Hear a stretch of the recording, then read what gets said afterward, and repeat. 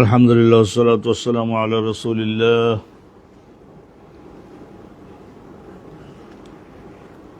ওয়াল মাতলুবু মিনাল্লাহি রাহমাতুল্লাহ ওয়াসসালাতু ওয়াসসালামু আলা রাসূলিল্লাহ হাদাসানা আবুল ওয়ালিদ ক্বালা হাদাসানা আসিম ইবনে মুহাম্মদ ইবনে যায়েদ ইবনে আব্দুল্লাহ ইবনে ওমর। আশ্চর্য সনদ এটা। সুবহানাল্লাহ ওয়া বিহামদিহি। قال حدثني أبي محمد عن ابن عمر عن أبيه عن ابن عمر عن النبي صلى الله عليه وسلم। একটা সনদ গেল। تحويل الحديث تحويل السند وحدثنا أبو نعيم قال حدثنا عاصم بن محمد بن زايد بن عبد الله بن عمر عن أبيه عن ابن عمر عن النبي صلى الله عليه وسلم قال لا يعلم الناس ما في الوحدة ما أعلم ما صار راكب بليل وحده। সম্মানিত দর্শক মণ্ডলী, এটা আগে একটা হেডিং ছিল যে আসাইরু ওয়াহদাহু, বিদেশে বিভুঁইয়ে নতুন দেশে অপরিচিত এলাকায় জঙ্গল ঘন মানবের বসবাস নাই সেই সমস্ত জায়গায় আসাইরু ওয়াহদাহু, একা একা নিঃসঙ্গভাবে চলা। তো নিঃসঙ্গভাবে চলা এইটা এক তো হলো, যদি এখানে হাদিসে আছে না, হযরতে নবী করিম সাল্লাল্লাহু আলাইহি ওয়াসাল্লাম হযরতে জুবায়ের ইবনে আওয়ামকে পাঠাইছিলেন, এটা গোয়েন্দা হিসাবে পাঠাইছিলেন। সেখানে তো দল বেঁধে যাওয়ার সুযোগ নাই। অতএব ওই ধরনের পরিস্থিতিতে খুব অভিজ্ঞ লোক, যোগ্য লোক একা একা গেছেন, রাসূলুল্লাহর অনুমতি নিয়েই তো গেছেন। আর দ্বিতীয় হাদিস খানার মধ্যে বর্ণিত হচ্ছে যে নবী করিম সাল্লাল্লাহু আলাইহি ওয়াসাল্লাম এই একা একা চলা এইটা নিষেধ করেছেন। সাধারণত গোয়েন্দা না, এমনি একা একা কেন গভীর রাতে ওই সমস্ত গাছপালা, বন জঙ্গল, নিঃসঙ্গ পথ, সেখানে একা একা সে কেন চলবে? জমাত বন্ধী হয়ে চললে বিপদের থেকে মুক্ত থাকা যায় না। তো এই জিনিসটা আলহামদুলিল্লাহ, একা একা একজন সৈনিক কেন চলবে?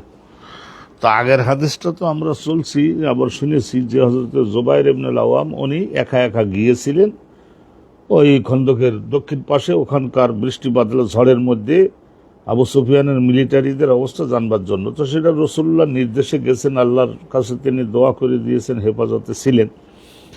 আর এই হাদিসখানা শুনুন, হাদাসানা আবুল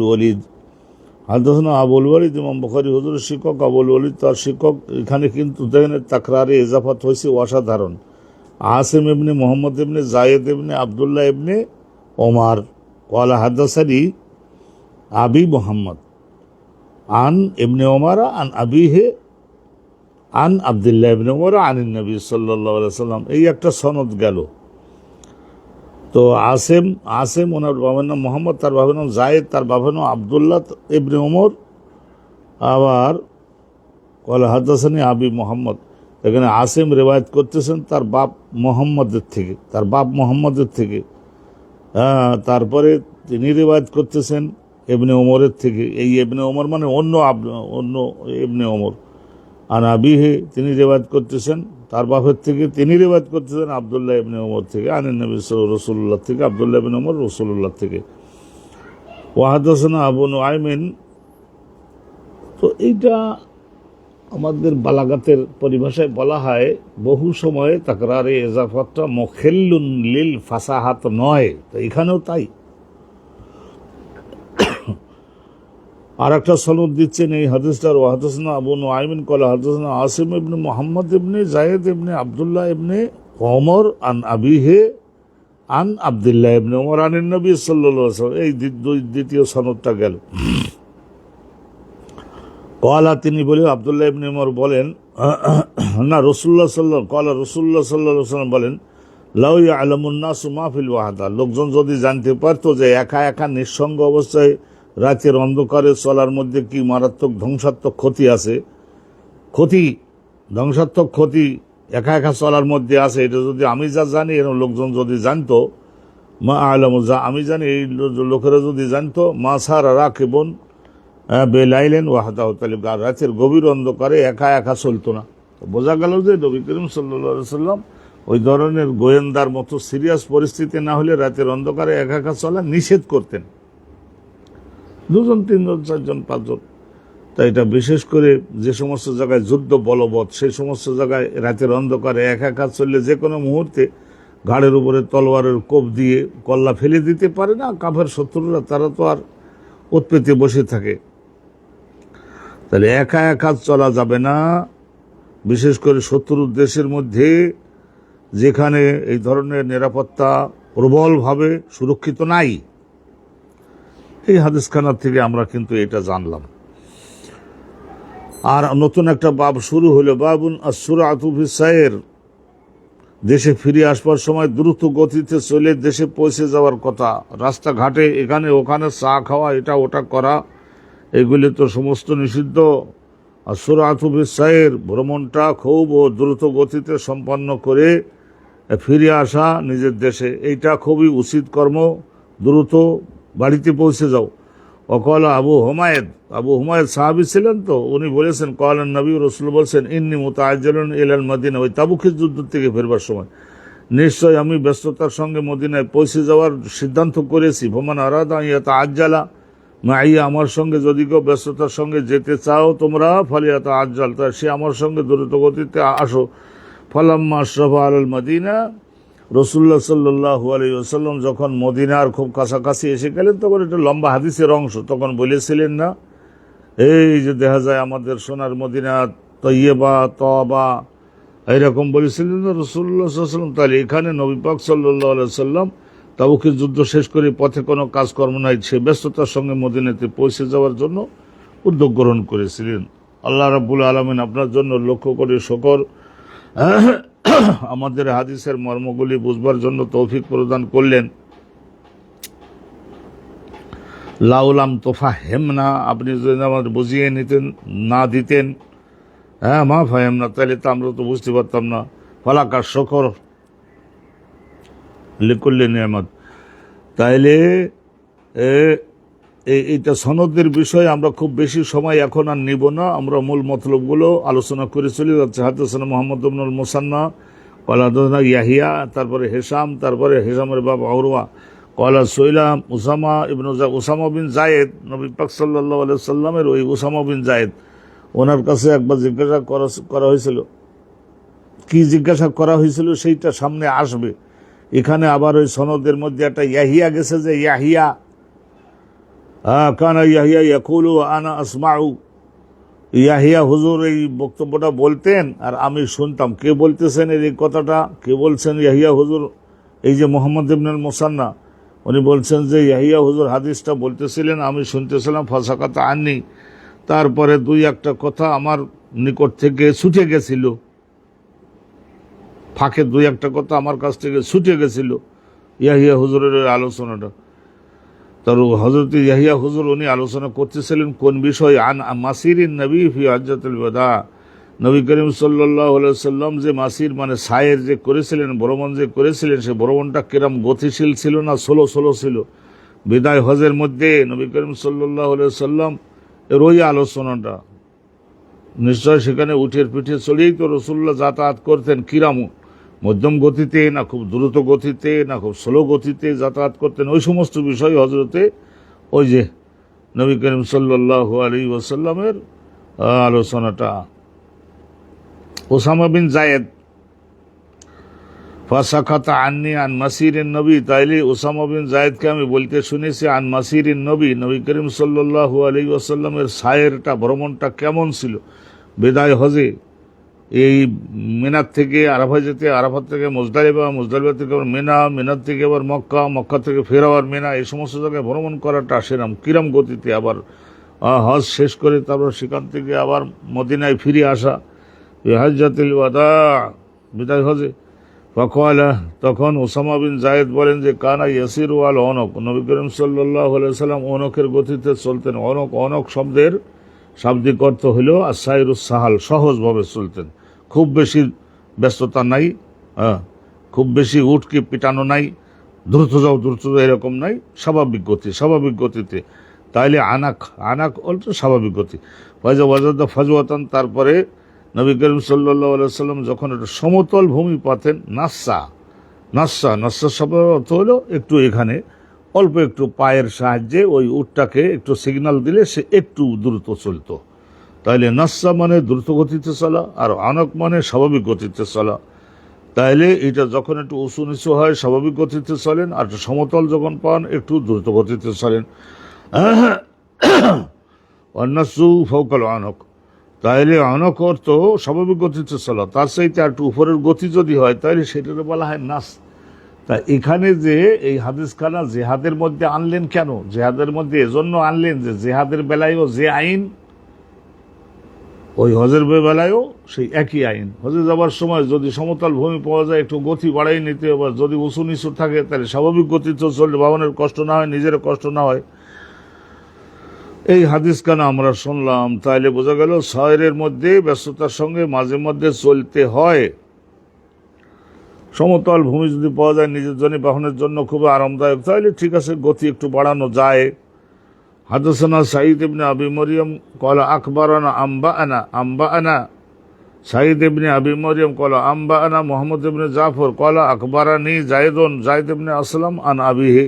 জায়েদ রিওয়ায়াত করছে তার বাপ আসলাম থেকে, ক্বালা কুনতু মা আব্দুল্লাহ ইবনে ওমর, আমি আব্দুল্লাহ ইবনে ওমরের সঙ্গী ছিলাম, বেতরিকে মক্কার পথে তা মক্কার পথে আমরা যাচ্ছি, বা মক্কা থেকে ওই হজ বা উমরা শেষ করে আমরা আসতেছি, বেতরিকে মক্কা। ফাবালাগাহু, শেষ পর্যন্ত ওনার কাছে সংবাদ পৌঁছালো যে আপনার স্ত্রী সাফিয়া বেনতে আবু ওবায়েদ খুব মারাত্মক অবস্থা, বাঁচবে কি বাঁচবে না এই রকমের অবস্থা। সাফিয়া বেনতে আবু ওবায়েদ আব্দুল্লাহ বিন ওমরের স্ত্রী, সেদ্দাতুন মানে মারাত্মক অবস্থা, সেদ্দাতু ওয়াজিআইন, কষ্ট, ব্যথা বেদনা, দুঃখ দুর্দশা। ফাসরা আসাইরা, এই সংবাদ পাওয়ার পরে আব্দুল্লাহ ইবনে ওমর খুব ব্যস্ততা করলেন, ভ্রমণটা খুব ব্যস্ততার সঙ্গে শেষ করলেন। হাত্তা ইযা কানা বাদা গুরুবে শাফাক, তারপরে দেখা গেল যে গুরুবে শাফাক হয়ে গেছে, পশ্চিম আকাশে যে লাল রং ধারণ হয় সেইটাও পর্যন্ত অস্ত গেছে। সুম্মা নাজালা, তারপরে উনি বাহনের পিঠ থেকে নামলেন, তারপরে মগরিব এবং ঈশা একসঙ্গে ওখানে আদায় করলেন। তো এটা আমরা হাদিস আগে শুনেছি। সফরের কারণে মাগরিবটাকে পিছাই দিয়ে ঈশার মধ্যে দিয়ে তারপরে এক জায়গায় নামবো, সেখানে মাগরিবও পড়বো, ঈশাও পড়বো। এইটা আব্দুল্লাহ ইবনে ওমরের মাসলাকে, ওনার মাযহাবে এটা জায়েজ। জামা বাইনাহুমা, দুইজনের জমা করলেন। আর ওই তো সমস্যাও তো বেশি, বাড়িতে দ্রুত যেতে হবে, স্ত্রী মারা যাচ্ছে। জামা বাইনাহুমা, দুইটা নামাজ একসঙ্গে জমা করে পড়লেন। ও কয়লা, আর এখানে কারণ কি? সফর। তাইলে দুইটা কারণে, একটা সফরের কারণে আবার বৃষ্টির কারণে। আমরা আগে পড়ে আসছি হানাফি মাযহাবে বলা হয় যে আসলে মাগরিবটাকে একটু পিছাইয়ে দিয়ে শেষ ওক্তের মধ্যে মাগরিবটাকে পড়া, আর অল্প একটু বসে একটু বিশ্রাম করে একটু হালকা নাস্তা করে তারপরে ঈশার নামাজটা একেবারে এর আউয়ালে ওক্তে টেনে এনে পড়া। কিন্তু দুইটা তার নিজস্ব ওক্তের মধ্যেই পড়িয়েছি। ও কয়লা ইন্নী রাআইতুন নবিয়া, নবী করিম হযরত আব্দুল্লাহ ইবনে ওমর উনি দলিল হিসেবে বলেন, ইন্নী রাআইতুন নবী, আমি রাসূলুল্লাহকে দেখছি, ইজা জাদ্দা বিহি আস-সাইর, যখন অসাধারণ গুরুত্বপূর্ণ হয়ে যায় ব্যস্ততা, মহা গুরুত্বপূর্ণ, আসরা, তখন তিনি নবী করিম সাল্লাল্লাহু আলাইহি ওয়াসাল্লাম আখারাল মাগরিব ওয়া জামা বাইনাহুমা, তাহলে মাগরিবটাকে পেছাই দিয়ে ঈশার ওক্তের মধ্যে নিয়ে তারপরে জমা বাইনা আল মাগরিব ওয়াল ঈশা করতেন রাসূলুল্লাহ। সেই মশলা অনুপাতে আমি এখানে করলাম। আর ওনার স্ত্রী সাফিয়া বিনতে আবু ওবায়েদ, ওই যে মুখতারে সাকাফির কথা শুনেছিলেন না, তার বোন মুখতারে সাকাফি, ওই যে মুখতারে সাকাফি, সুবহানাল্লাহ ওয়া বিহামদিহি। বোঝা গেল যে বিখ্যাত সাহসী, দৈহিকভাবে শক্তিশালী এই ধরনের লোকদের মেয়ে বা বোন নিজের ছেলে মেয়েদের সঙ্গে আত্মীয়তা করবার চেষ্টা করা যেতে পারে, কিন্তু এটা ভাগ্য, অনেক সময় চেষ্টা করেও ফেলিওর হওয়া হয়। সুস্বাস্থ্যের অধিকারী তো এই যে সাফিয়া বিনতে আবু ওবায়েদ, তো এই যে এনার সঙ্গে বিবাহ দিয়েছিলেন হযরতে ওমর, নিজের ছেলে আব্দুল্লাহকে, বড় ছেলে বিবাহ দিয়েছিলেন, কিন্তু তো মারা তো গেল। হযরত সাফিয়া বিনতে আবু ওবায়েদ মারা তো গেলেন, মারা তো যাবেই, ইজা জাদ্দা বিহিয়া সাইরু আখারাল মাগরিব জমা আবাইনাল মাগরিব ওয়াল ইশা। এই হাদিস আমরা শুনলাম। তাহলে এখানে হেডিংটা ছিল কি? হেডিংটা আমাদের ছিল যে সফরের মধ্যে সফরটাকে গন্তব্যে পৌঁছে যাওয়ার জন্য যতটুকু সম্ভব ব্যস্ততার সঙ্গে সুসম্পন্ন করাটা এটাই শ্রেয় উচিত। আল্লাহ রাব্বুল আলামিন। আর একখানে হাদিসুন আব্দুল্লাহ ইবনে ইউসুফ ক্বাল আখবারনা মালিকুন আন সুমাই। এই সুমাই কেডা? মাওলা আবু বকর, মাওলা আবু বকর। আবু বকর আর একজন আবু বকর, ওই আবু বকর না, আবু বকর সিদ্দিক না, মাওলা আবু বকর। আন আবি সালিহ আন আবি হুরায়রা আন্না রাসূলুল্লাহ ক্বাল, রাসূল বলেছেন আস-সাফরু কিতআতুম মিনাল আযাব। এইটা সফরটা হলো অনেক দুঃখ কষ্টের একটা খণ্ড। কিতআতুন মানে খণ্ড, জুজুন মানে একটা অংশ, মিনাল আযাব আযাবের। ইয়ামনাউ আহাদাকুম নাওমাহু, তাই সফর করতে লাগলে ঘুমের বিঘ্ন হয়, অত আমাও খাবারের বিঘ্ন হয়, পানি পান করার বিঘ্ন হয়, ওযু ইস্তেনজার বিঘ্ন হয়, টয়লেট পেশাবের বিঘ্ন হয়, অনেক সমস্যা তো হয়। আর এমনি উঁচু নিচু ধাক্কাধুক্কি এগুলির কারণে দেহ ক্লান্ত হয়। ফয়জা কাদা আহাদুকুম নাহমাতাহু, তোমাদের মধ্যে কেউ যখন নিজে যে কাজের জন্য সফর করেছিল সেই কাজটা যখন শেষ হয়ে যাবে, নাহমাত শব্দের শাব্দিক অর্থ হলো নাহমাত। যে নাহমাত মানে হাজাত, হাজাত মানে প্রয়োজন, যে প্রয়োজনে সে গেছিল সেই প্রয়োজনটা যখন হয়ে গেছে, তাইলে তুমি এখন আর এখানে গড়াগড়ি করো কেন? নাহমাতাহু, যখন হাজাত যখন পুরো হয়ে যাবে, ফালিয়াত আজ্জাল ইলা আহলিহি, দ্রুত গতিতে পরিবারের কাছে ফিরে আসা উচিত। কাজ যখন নাই তাহলে ওখানে আবার 5-7 দিন পড়ে আসো কি জন্য? ভ্রমণ করবারও কোনো দরকার নেই, ওখানে শেখার মতো কিছু নাই, কেন এই ধরনের শুয়ে থাকবো সেখানে? দ্রুত গতিতে পরিবারের কাছে ফিরে আসা আল্লাহর নবীর তরিকা এবং সুন্নাত। এটা জিহাদের বেলায়ও, হজের বেলায়ও, উমরার বেলায়ও, সব বেলায়ও, সব ক্ষেত্রে। বাবু নিজা হামালা আলা ফরাসিন ফারাহাত, ওই হাদিস আপনারা আগে পড়েছেন। মনে করুন হযরত ওমর দিছিলেন না নিজে একটা ঘোড়ার পিঠে আর একজন যোদ্ধাকে দিছিলেন যে আমি ঘোড়াটা তোমাকে দিলাম, তুমি এই ঘোড়াটা ব্যবহার করবো, আল্লাহর রাস্তায় জিহাদ করবো, তুমি দৈহিকভাবে তো অনেক শক্তিশালী এবং তোমার সাহসটাও ভালো, ব্রেন ভালো। তো যুদ্ধ করে শেষ করে বাড়িতে এসে তারপর ঠিক মতো খাওয়াতে পারে না ওই মুজাহিদ, তো শেষ পর্যন্ত উনি দেখলেন যে বিক্রি করতে দেখলেন হযরত ওমর নিজে কিনে নিতে চাইছিলেন, কারণ ওই ঘোড়াটাও খুব পছন্দনীয় ওনার ছিল। তো রাসূলুল্লাহ নিষেধ করে দিয়েছিলেন, না না না না না, যেটা তুমি দান করছো সেটা তুমি আর কিনতে পারবে না। ওই হাদিস খানাই হাদাসানা আব্দুল্লাহ ইবনে ইউসুফ ক্বাল আখবারনা মালিকুন আন নাফি'আন আন আব্দুল্লাহ ইবনে ওমর আন্না ওমর ইবনুল খাত্তাব হামালা আলা ফারাস, একজন যোদ্ধাকে বাহন হিসাবে দিয়েছিলেন না হযরত ওমর একটা ঘোড়া, আলা ফারাস ঘোড়া, ফি সাবিলিল্লাহ, আল্লাহ পাক রব্বুল আলামিনের রাস্তায় জিহাদ করবে বলে। ফাওয়াজাদাহু ইউবাউ, তো ওই একটা যুদ্ধ করে আসি, পরে আর তো আর সবসময় তো আর যুদ্ধ পাওয়াও যায় না। তাই এখন ঘোড়াটাকে সতেজ এবং দৈহিকভাবে শক্তিশালী রাখতে গেলে তো ওর পেছনে মনোযোগ দিতে হয় না, অনেক ঘাস এবং খড়কুড়া খাওয়াতে হয়, তা পারে নাই।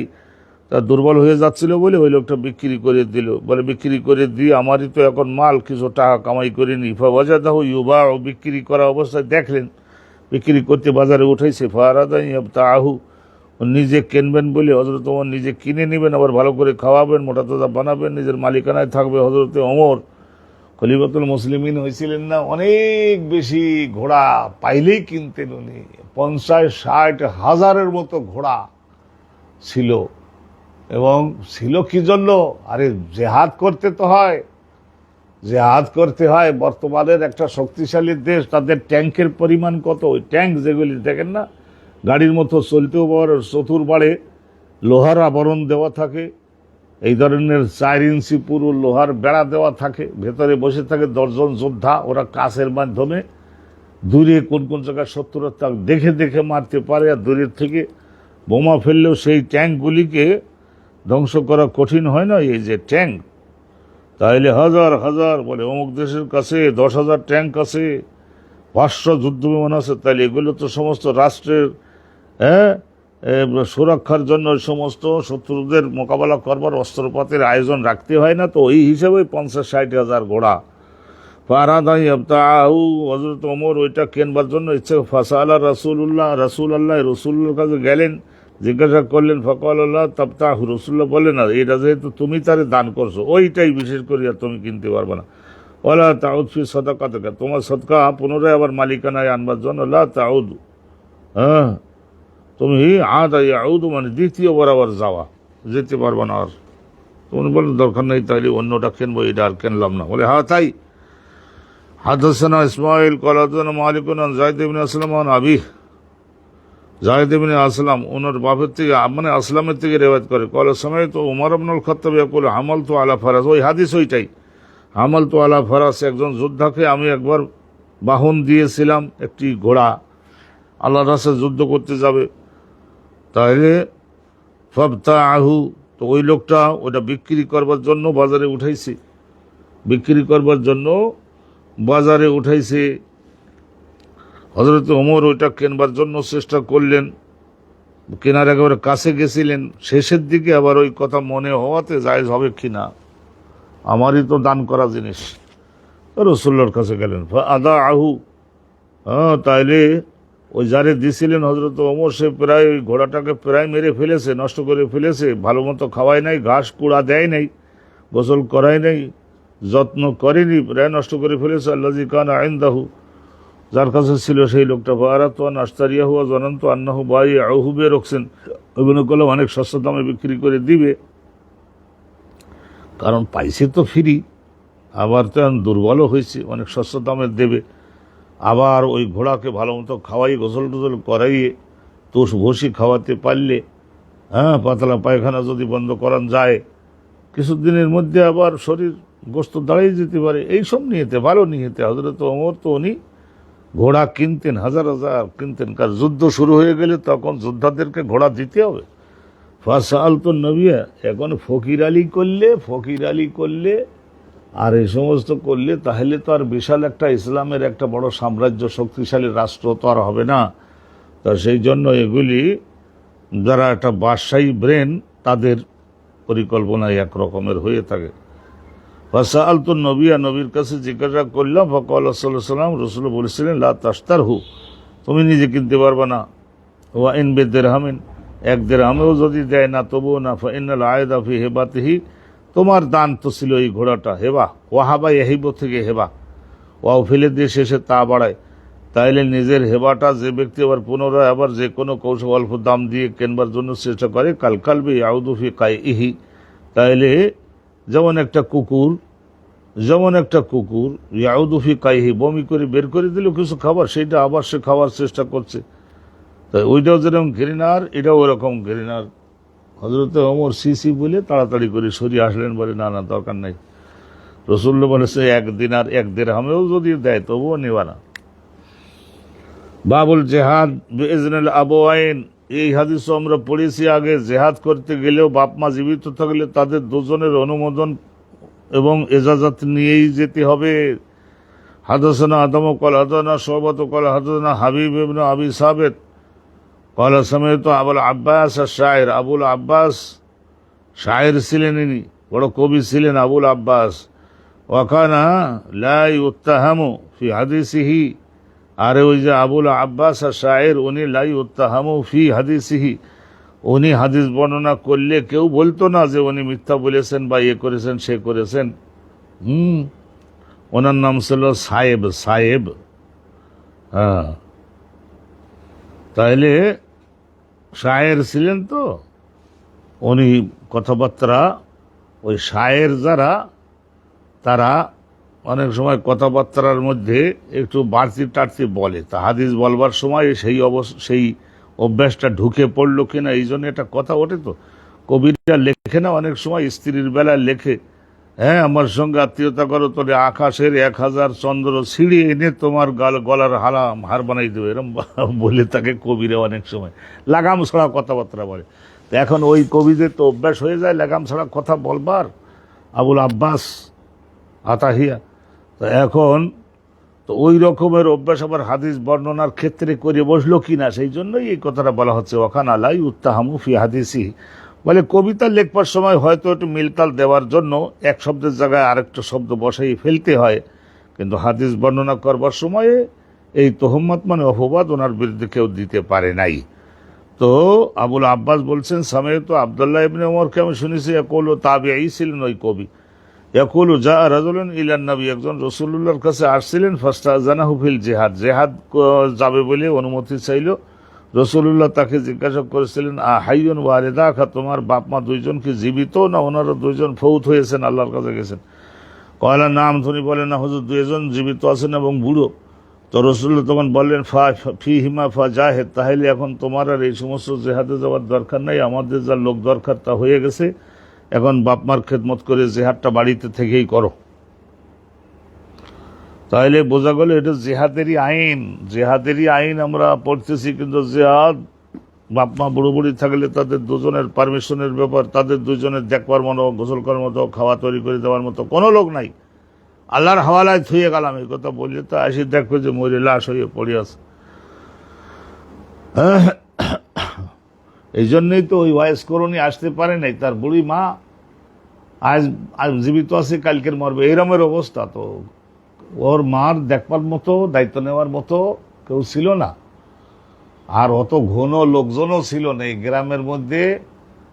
ওর বুড়ি মাকে গোসল করানো, খাওয়ানো, এক জায়গাতে টয়লেটে পেশাবখানায় নিয়ে যাওয়া আনা নাই। তো অন্যান্য সাহাবা যারা মদিনাতে আসতেন তাদের মাধ্যমে উনি নবীর কাছে মাসালা জিজ্ঞাসা করছিলেন যে এই পরিস্থিতি আমার, তো রসুলের কাছে শুনে আমার মাকে আল্লাহর ফেরেশতাদের হাতে থুয়ে আমি কি মদিনায় নবীর ওখানে যাব কিনা। তো রসুল বলে দিয়েছেন ওর বাপ মার খেদমত করে, ওর মার খেদমতটা করতে বলো, আর আমি তো দোয়া করে দিলাম, এক্ষুনি আর আশা লাগবে না। তার মা দাফন হয়ে গেলে যদি আল্লাহর কাছে চলে যায়, তখন ফ্রি যদি থাকে, যুবক মানুষ ভাগ্যে যদি থাকে, আমিও যদি থাকে, আসবে, আমারে দেখবে, মহব্বত তো সে করেই, সালাম তো পাঠায়, আমি তো নেই। এই যে ওয়াজ করণের ওয়াজ শুনেছেন না আপনারা, এইটাই বাবুন মা কিলা ফিল জারাস ওয়ানা হাবিহি, এই সমস্ত ঘোড়া এবং হাতি এবং গাধা, খচ্চর, উট, এগুলির ঘাড়ের মধ্যে ঘণ্টা জাতীয় ঠুংঠুং করে হাঁটতে লাগলে বাজে, এইরকমভাবে বেঁধে রাখা উটের গলায়, ঘোড়ার গলায় ঘন্টি বেঁধে রাখা, আনাকেল এবলি, এটা কিরকম? তো বলছে এটার মকরুহ, দরকার নাই। হাদাসানা আব্দুল্লাহ ইবনে ইউসুফ, অত ঠুংঠুং করতে লাগলে, হাজার হাজার ঘোড়া তো অত ঠুংঠুং করতে লাগলে কত আওয়াজ শুনতে পারা যাবে, কতটা শুনে পারা যায়। আব্দুল্লাহ ইবনে ইউসুফ কলাকবান মালিকুন আন আব্দুল্লাহ ইবনে আবু বকর আন আব্বাদ ইবনে তামিম আন্না আবা বশির আল আনসারি, আবু বশির আল আনসারি আকবরাহু, ওনাকে বলে আব্বাদ ইবনে তামিমকে বলেছেন, আন্নাহু কানা মা রাসূলিল্লাহ, এই যে আবু বশির আল আনসারি উনি নবীর সঙ্গে ছিলেন। আবু বশির আল আনসারি কানা মা রাসূলিল্লাহ ফি বাযি আসফারি, কোন একটা সফরে। কলা আব্দুল্লাহ ইবনে মাসউদ বলেন, হাসিবতু আন্নাহু কল, তো হাসিবতু আন্নাহু কল ওয়ান্নাসু ফি মাবিতিহিম, তাহলে হাসিবতু আন্নাহু কল, আমি ধারণা করি, কল আব্দুল্লাহ, এই যে আব্দুল্লাহ সনদের মধ্যে গেছে, ইমাম মালিকের শিক্ষক যিনি ছিলেন আব্দুল্লাহ ইবনে আবু বকর, উনি বলছেন যে আমি ধারণা করি আমার শিক্ষক আব্বাদ ইবনে তামিম বলেছিলেন এই কথাটা, আন্নাহু কল ওয়ান্নাসু ফি মাবিতিহিম, লোকজন সমস্ত একটু রাতে ঘুমাচ্ছে, ফাআরসালা রাসূলুল্লাহ রাসূলান, তো রাসূলুল্লাহ সাল্লাল্লাহু আলাইহি ওয়াসাল্লাম নিজে দেখলেন যে বহুত লোকের উটের গলায়, বহুত লোকের ঘোড়ার গলায় এই ধরনের ঘন্টি লাগানো, নড়াচড়া করে, শব্দ হয়, ঘুম টুম বিঘ্ন হচ্ছে লোকজনের। ফারসালা রসুল্লাহ একজনকে পাঠালেন এবং এই নির্দেশ দিলেন, আল্লাহ তাবকায়ান্না ফি রাকাবাতি বাঈরিন কিলাদাহ মিন ওয়াতার আও কিলাদাহ ইল্লা কুতআত, তাইলে কোনো একজন ব্যক্তির উটের গলায়, রাকাবা মানে ঘাড়, ঘাড়ের মধ্যে যেন থাকতে না পারে কেলাদা মিন ওয়াতার, এই ওয়াতার শব্দের অর্থ হলো সুতা দিয়ে, সুতা বাঁধে রাখে, তার মধ্যে সুতা বাঁধে কেন, নিচের দিক ঘন্টি আছে, ঘন্টা আছে, ওটা কোথায় গেল সেটাও একটু বাজলে মালিক বুঝতে পারে যে আমার কাছে ধারে আছে নাকি গেছে, কোনো জায়গায় দূরে চলে গেল কিনা, কোনো ঘন্টির আওয়াজ তো শুনতেছি না, তার মানে বোধহয় দূরে চলে গেছে। রাসূলুল্লাহ সাল্লাল্লাহু আলাইহি ওয়াসাল্লাম বললেন, কোনো লোকের উটের গলায় যেন এই ধরনের সুতা বান্ধা না থাকে, কেলাদাতন, আর অনুরূপভাবে কোনো হাড় জাতীয় চামড়া তৈরি হোক, যাই হোক, ওর মধ্যে প্রত্যেকটা গলার মধ্যে তো কি আছে, এই ধরনের ঘন্টি জাতীয় আছে, তো ইল্লা কুতআত, সেটা যেন কেটে দেয়। উটের ঘোড়ার এই সমস্ত গলায় এই সমস্ত সুতা দিয়ে, কেলাদা হাড় দিয়ে, তারপরে ঘন্টি বাঁধে শব্দ করা, এগুলি ঠিক হবে না। মানুষ এখন ঘুমাই আছে, ঘুমে বিঘ্ন হয়, আর এতগুলা ঘোড়ার গলা এরম বাজতে লাগলে সমস্যা। বা মা মান উক্তথিবা ফি জাইশিন ফাখারাজাত ইমরাতু হাজাতান, মনে করে নিন যে একজন নাম লেখাইলো যে হুজুর আমি এই সেনাবাহিনীতে যাব, আমার আপনার দয়া করে লিখে রাখতে নির্দেশ দিন, অনুমোদন দিন। তারপরে দেখা গেল যে তার স্ত্রী হাজাতান হজে যাবে মানে ওমরায় যাবে, আওকান আল্লাহ হজরুন, বা ওই পুরুষ লোকটার নাম লেখাইছিল তার বিশেষ একটা বিপদ দেখা দিল, আসলে সেটা বানানো না, অরিজিনালি বিপদ। আলী ওজানুল্লাহু, তখন ওই জেহাদে যাওয়ার জন্য নাম লেখাইছিল, তারপরেও না যাওয়ার কি অনুমতি দেওয়া হবে তার জন্য? এটাও আইন, জিদ্দের আইন। হ্যাঁ, ওই ধরনের যদি হজে যাবে, রসুল্লাহ বলেন তোমার বউ তো বয়স কম, সে একলা হজে যাবে কি করে, হজে একলা যাবে কি করে, তাহলে নিশ্চয়ই তুমি তোমার স্ত্রীর সঙ্গে হজে যাও। আমি কলাদনা কোথায় বতন সাইদ কলাদনা সুবিয়ান ইবনে ওয়াইনা আল আমর ইবনে দিনার আন আবি মা'বাদ আন আব্দুল্লাহ ইবনে আব্বাস আন্নাহু সামিআ আন-নবী ইয়াকুল,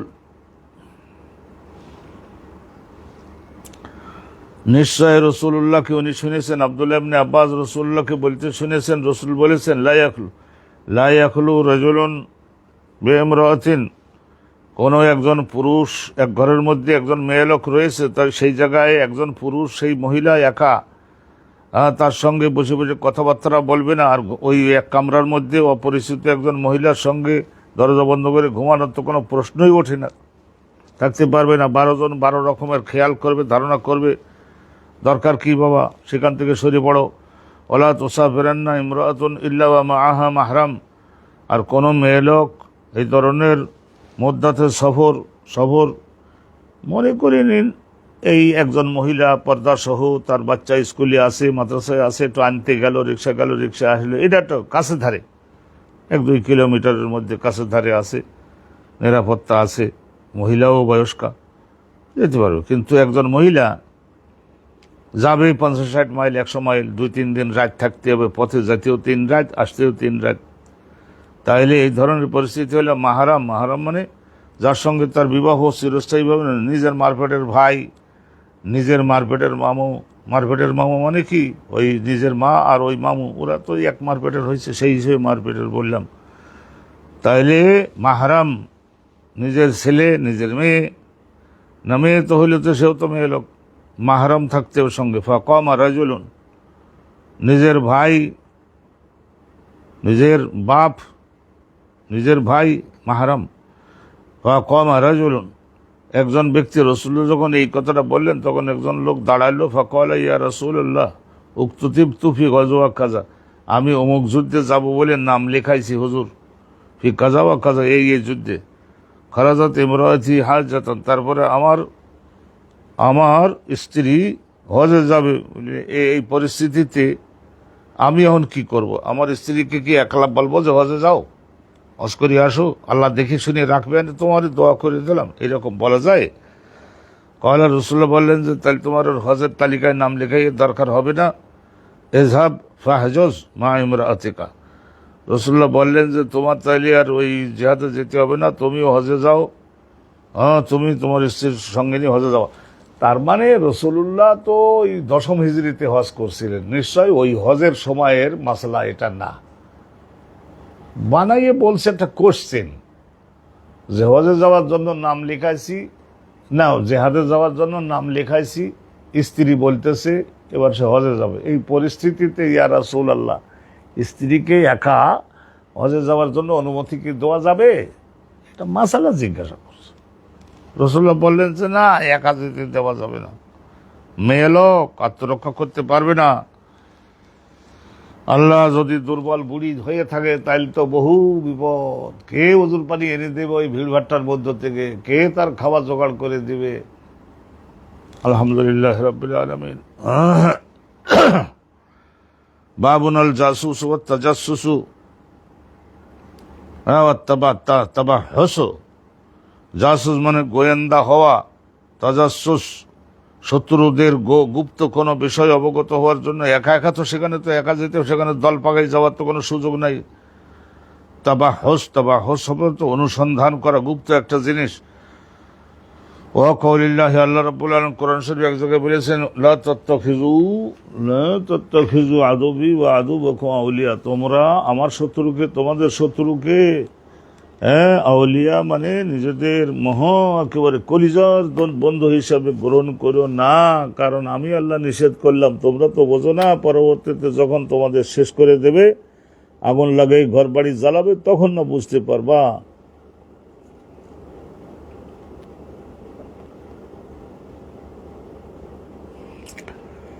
তো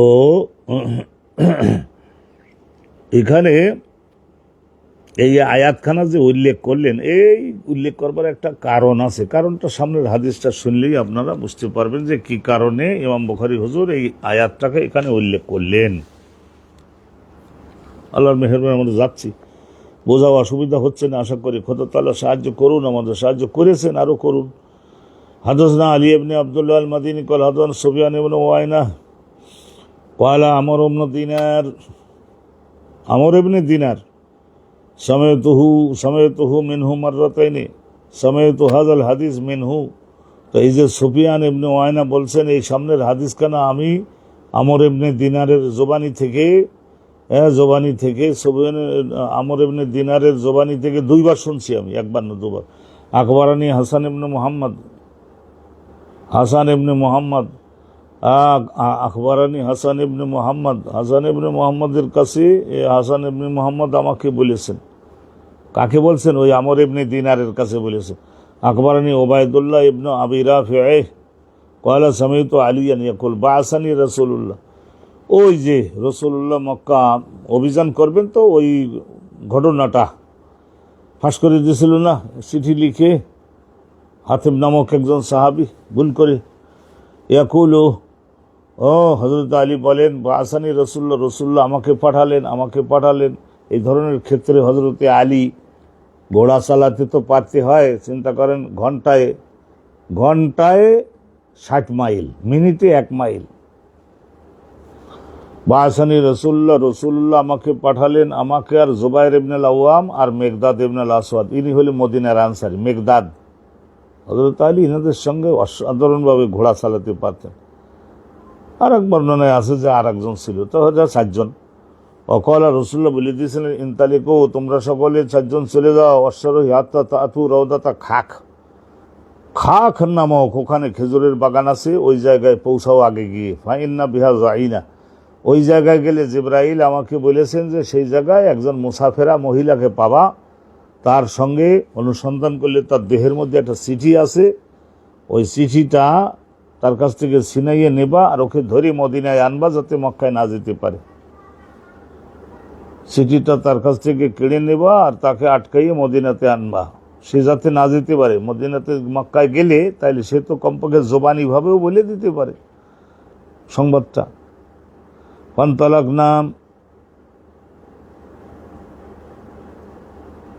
তাইলে ফানতালাক না, ওনারা বলছেন যে আমরা সকলে এই 4 জন নবী পাক সাল্লাল্লাহু আলাইহি সাল্লামের নির্দেশ পেয়ে আমরা চলে গেলাম।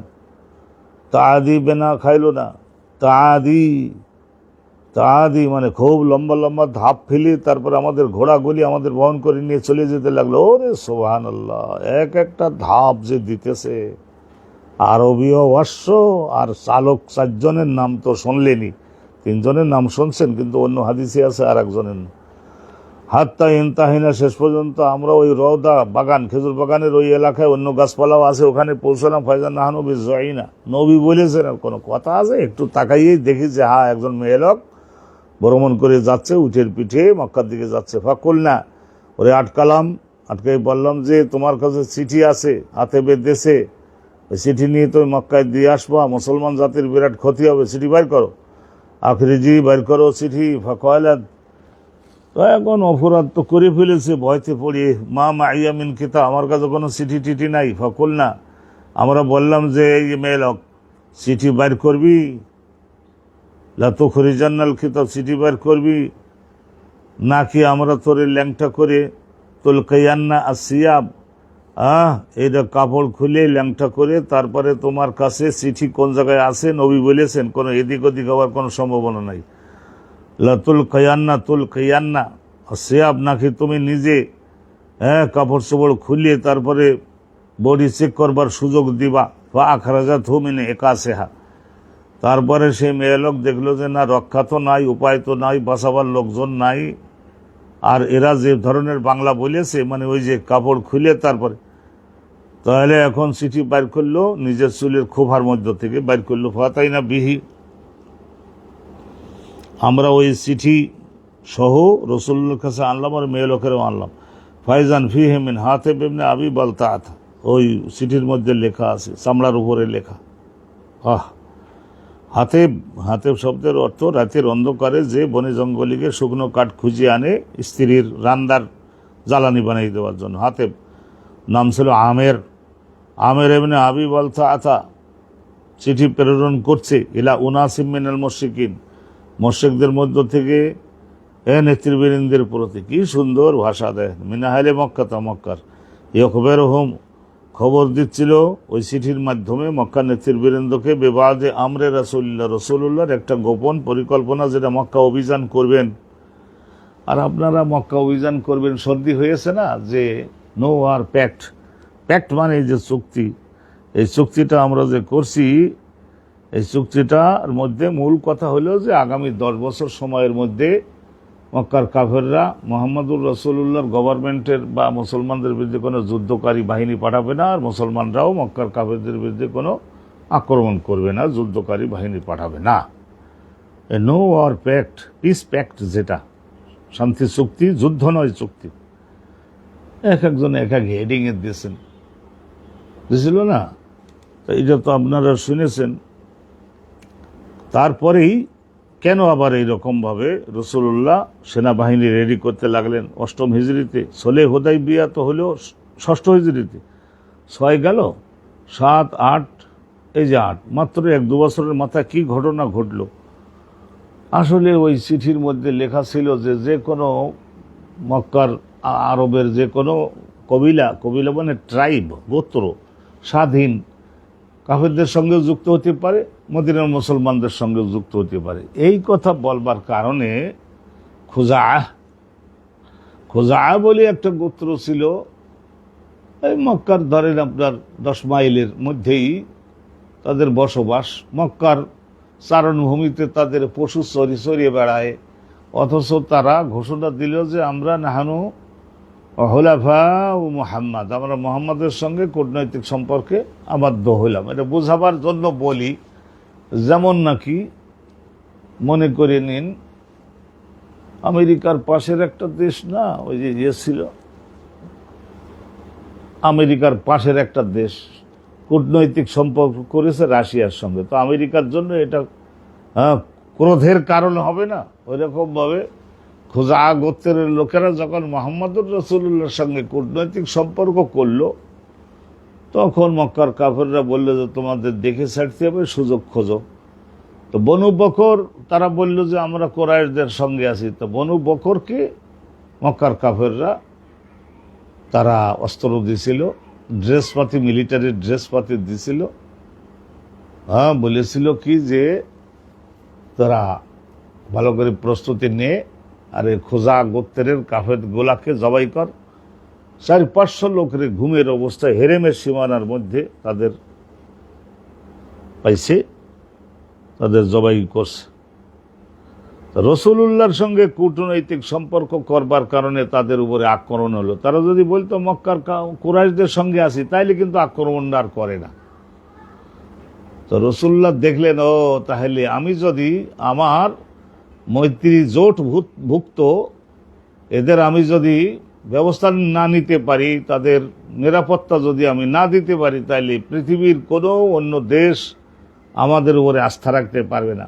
সেই জন্যই নবী করিম সাল্লাল্লাহু আলাইহি ওয়াসাল্লাম, তিনি যেহেতু শান্তির নবী, রহমতুল লিল আলামিন, সেই জন্য নবী পাক 3টা প্রস্তাব দিয়েছিলেন। হয় বলো যে এটা বনু বকরের কাজ, বনু বকর, তাহলে আমরা বনু বকরের বিরুদ্ধে ব্যবস্থা নেব, মক্কার কুরাইশ তোমাদের কোনো দায়িত্ব নাই। আর বলো যে কুরাইশদের সঙ্গে, বনু বকরের সঙ্গে কোনো কূটনৈতিক সম্পর্ক নাই, এটা ঘোষণা দিতে হবে, 1। আর 2, এই কথা বলো যে আমরা প্রত্যেকটা নিহত ব্যক্তির বাবদে 100 উট করে ক্ষতিপূরণ দিব, তাইলেও আমরা মানিয়ে যাব। রাসূলুল্লাহ কতটা ছাড় দিতেন! একজন নিহত ব্যক্তির বদলায় 100 করে উট ক্ষতিপূরণ, এটা ইসলামের আইনে আছে। আর এক হলো এই যে বলো যে এটা বনু বকরের লোকদের নিজস্ব কর্মকাণ্ড, এর দায়িত্ব আমরা নিতে পারবো না, তাহলে আমরা তখন বনু বকরের বিরুদ্ধে ব্যবস্থা নেব, কুরাইশদের বিরুদ্ধে নয়। দুই। আর যদি এই দুইটার কোনো একটা না মান্য করো, তাহলে তখন বুঝতে হবে যে এখন ওই যে যুদ্ধ নয়, চুক্তি যেটা হয়েছিল for the period of 10 years, 10 বছরের জন্য, সেই চুক্তিটা এখন আর বলবৎ থাকবে না। এখন তাইলে যুদ্ধ আরম্ভ করা যাবে, এই সিচুয়েশন এসেছে। আবু সুফিয়ান প্রথম দুটো মানে নাই, তার মানে যুদ্ধ বলবৎ। ওই সময় রাসূলুল্লাহ সাল্লাল্লাহু আলাইহি ওয়াসাল্লাম বনু খুজাআ গোত্রের লোকরা তারা আসলো মদিনায়, এবং কাব্যের সাহায্যে ইমাম তাহাবী রহমাতুল্লাহি আলাইহি কি সুন্দর আলোচনা করেছেন। ইমাম বুখারী হুজুর কিতাবুল মাগাজির মধ্যে বাবু গজওয়াতে ফাতহে মক্কা, চিন্তা করে দেখুন কিভাবে বর্ণনা করেছেন ইমাম বুখারী হুজুর। তারা কবিতায় মদিনাতে গিয়ে কিভাবে তারা বুক ভাসিয়ে কেন্দে কবিতায় পড়ে, আমাদের কোনো অপরাধ নাই, আমাদের অপরাধ হলো এই যে আমরা আপনার সঙ্গে কূটনৈতিক সম্পর্ক স্থাপন করেছি, এই হলো আমাদের অপরাধ। সেই জন্য আমাদের এত পুরুষ এত মহিলা হত্যা করলো আজকের তারা। আমাদের লোকজন জীবন বাঁচাবার জন্য হেরেমের সীমানার মধ্যে গিয়ে ঢুকে পড়েছিল, তখনও তারা বলেছে যে হেরেমের সীমানার মধ্যেই হত্যা করে ফেলো, হেরেমের মধ্যে তোমরা চুরি করো, ডাকাতি করো, তো ওইসব কবিরা গুনাহ করো, আমরাও আজকের এই মানুষ হত্যার একটা কাজ হেরেমের সীমানার মধ্যে করলাম। এই কথা বলে বহু লোককে হত্যা করে ফেলেছে রাসূলুল্লাহ সাল্লাল্লাহু আলাইহি ওয়াসাল্লাম তৎপরিস্থিতিতে। আর এটা কিয়ামত পর্যন্ত যদি বিশ্লেষণ করেন, তাহলে রাসূলুল্লাহ সাল্লাল্লাহু আলাইহি ওয়াসাল্লামের ডিসিশনের বাহিরে কোনো কিছু বলে টিকাতে পারবেন না। তো আমরা এখানে অতটা বিশ্লেষণে গেলাম না, যেহেতু আলোচনাটা ওখানে আসতেছে, আসলে বলবো যদি ভাগ্যে থাকে, রহমতে থাকে ইনশাআল্লাহ তাআলা।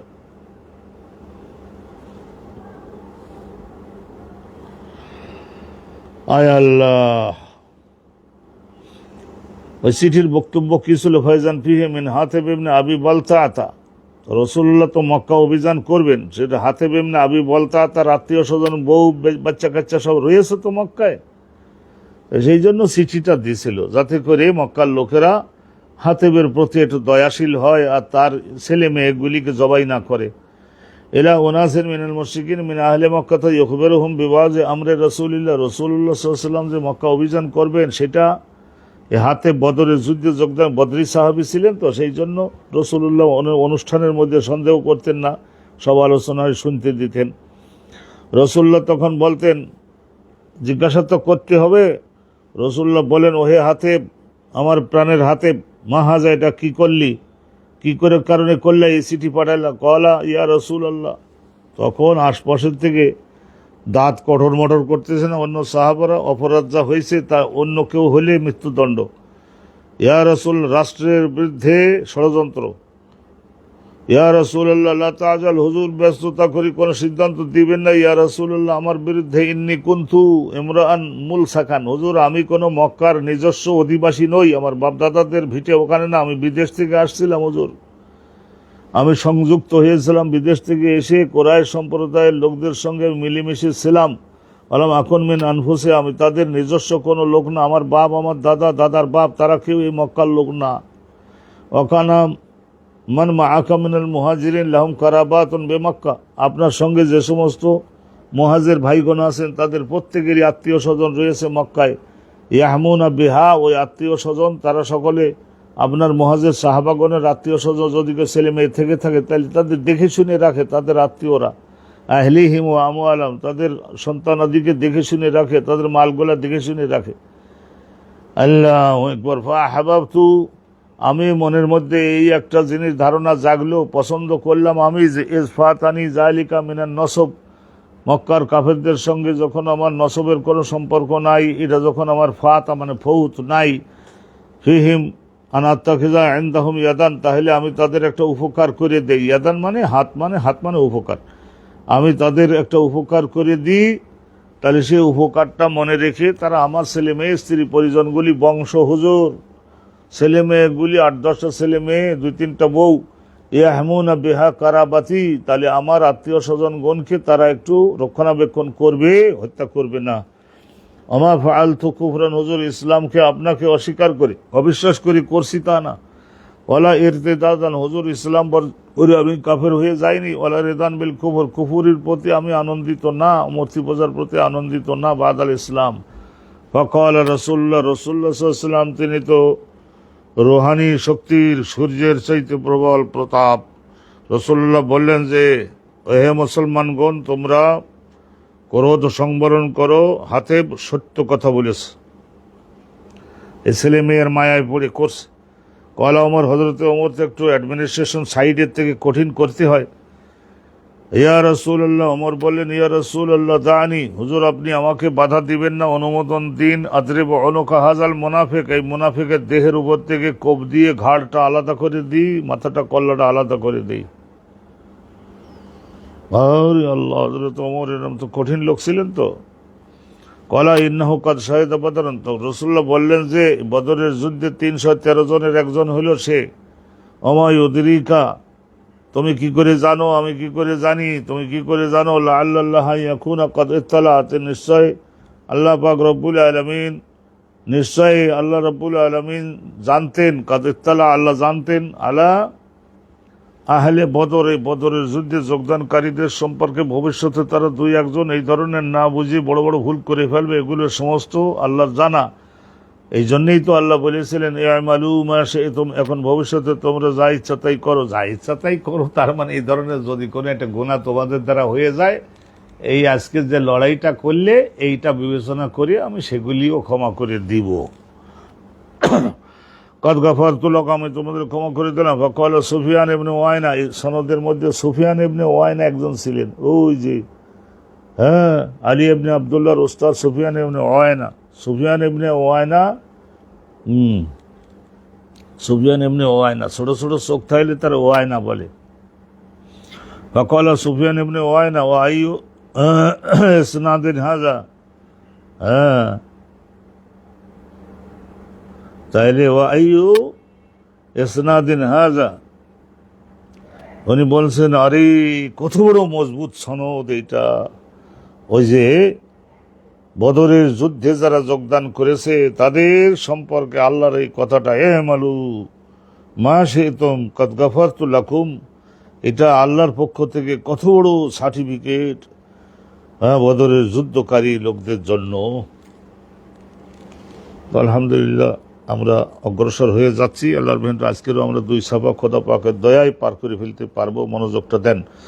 বাবুন আল কিসওয়াতু লিল উসারা, আল কিসওয়াতু লিল উসারা, বন্দি যারা হয়ে আসে যুদ্ধের ময়দানে, বন্ধ হয়েছে, দৌড়াতে গিয়ে কাপড় চোপড় এগুলো তো ছিঁড়িয়ে ছুটিয়ে কাদা পানি মেখে সব গেছে ফেলে দিতে হয়েছে।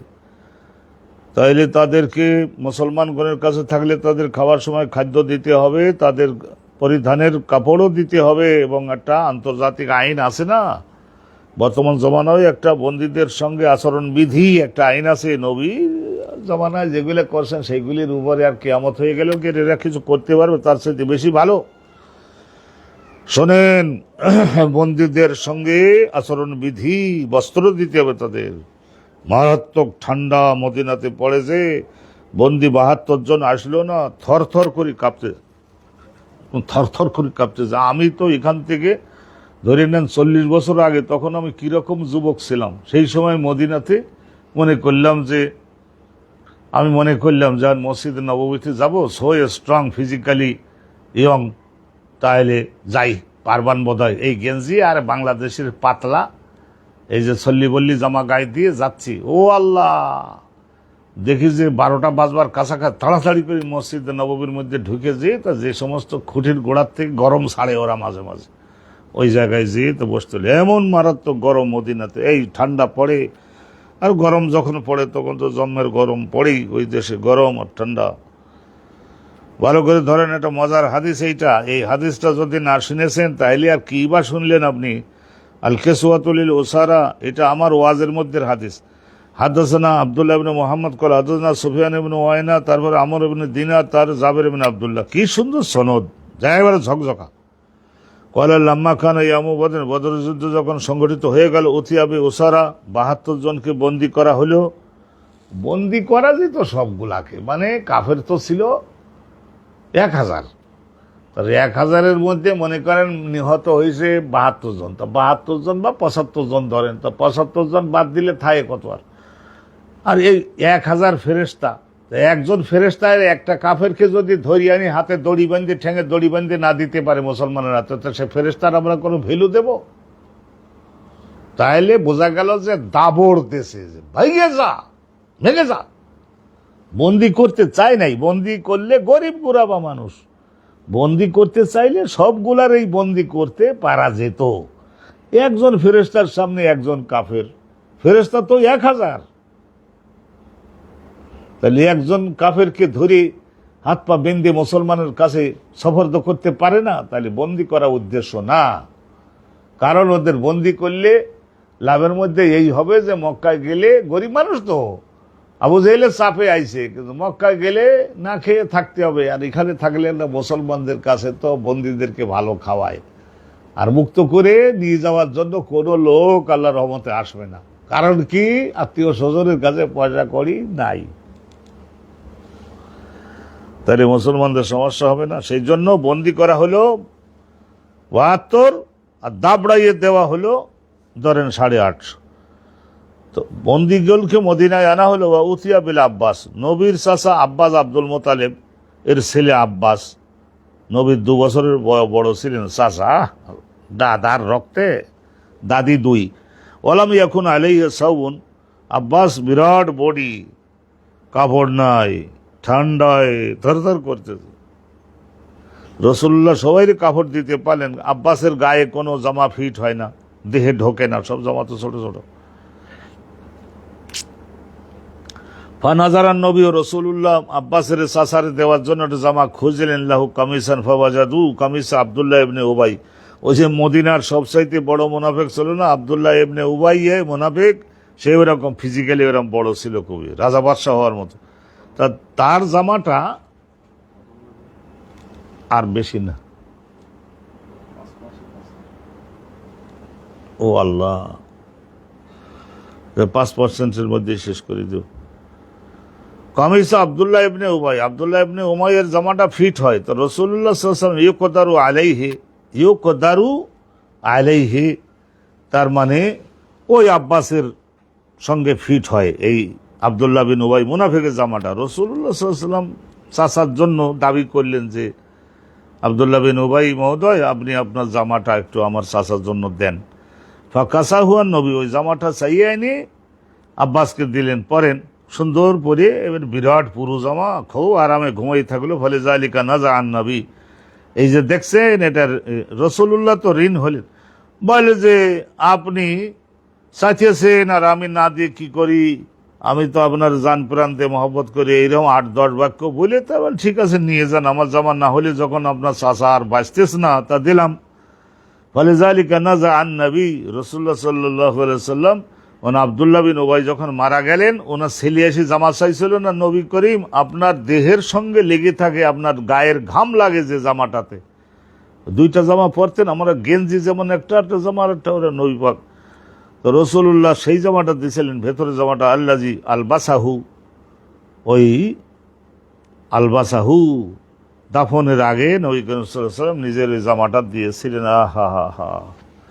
ক্বালা সুফিয়ান ইবনে ওয়াইনা, সুফিয়ান ইবনে ওয়াইনা বলেন, কানাত লাহু ইনদান নবী ইয়াদুন, তাহলে ওই যে আব্দুল্লাহ ইবনে উবাই মুনাফিকের একটা বিরাট ঋণ, একটা দান অনুগ্রহ ছিল, রাসূলুল্লাহর উপরে নিয়ামত ছিল, সে তার জামাটা দিছিল ওই আব্বাসকে। বদরের যুদ্ধের পরে ঠান্ডার মধ্যে আনাইতে থরথর করে কাঁপতেছে, চাচার গায়ে অন্য কারোর কাপড় ফিট হলো না, আর সেই জমানায় অত কাপড় মানুষের থাকতো না, অভাবনাটন তো।